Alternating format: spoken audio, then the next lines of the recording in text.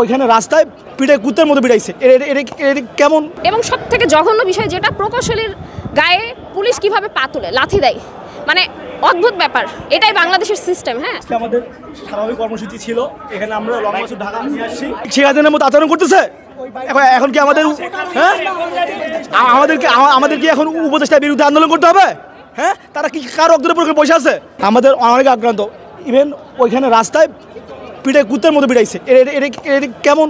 আচ্ছা, আমাদের এখানে পদযাত্রা করার মানে প্রধান উদ্দেশ্য হচ্ছে, কালকে আমাদেরকে সরকার থেকে কোনো আশ্বাস দেওয়া হয়নি, আমাদের যেই যৌক্তিক দাবিগুলো ছিল সেগুলো মেনেও নেওয়া হয়নি। পরবর্তীতে আমরা আজকে দীর্ঘ সময় ওখানে বসেছিলাম, যেহেতু লং মার্চ টু ঢাকা, মানে আমাদের বাইরে থেকে শিক্ষার্থী ভাই বোনেরা এসেছে, তো যেহেতু এটা এখন মানে মোটামুটি বলা যায় একটা সর্বসাধারণের আন্দোলনের রূপ নিয়েছে, তো এই আন্দোলনটা শান্তিপূর্ণ ছিল।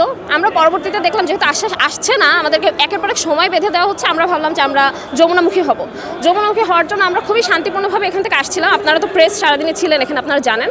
পরবর্তীতে এই কিছু দূর যাওয়ার পরপরই অতর্কিত হামলা, মানে হঠাৎ করে সাউন্ড গ্রেনেড মারা শুরু হলো, তারপরে হচ্ছে লাঠি চার্জ করা হলো, এবং সব থেকে জঘন্য বিষয় যেটা, প্রকৌশলীর গায়ে পুলিশ কিভাবে পা তুলে লাথি দেয়, মানে অদ্ভুত ব্যাপার। এটাই বাংলাদেশের সিস্টেম। হ্যাঁ, তো পরবর্তীতে যাই হোক, আমাদেরকে বারবার এখানে আসার জন্য তারা হচ্ছে আমাদেরকে উস্কে দিচ্ছে যে আমরা যাতে কোনো উল্টাপাল্টা কথা বলি, আমরা তাও শান্তিপূর্ণভাবে সব কিছু করছিলাম।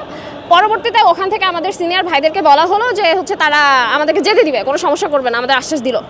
কিন্তু এদের আসলে বিশ্বাস নেই, পুলিশকে আমরা কখনোই আসলে বিশ্বাস করতে পারি না। পরবর্তীতে আবার তারা জল কামান দিয়ে আমাদেরকে এদিকে পাঠিয়ে দিল। ইভেন আমরা এই বিল্ডিংয়ের মধ্যে আশ্রয় নিয়েছি, এখানেও আমাদেরকে জল কামান দিয়েছে।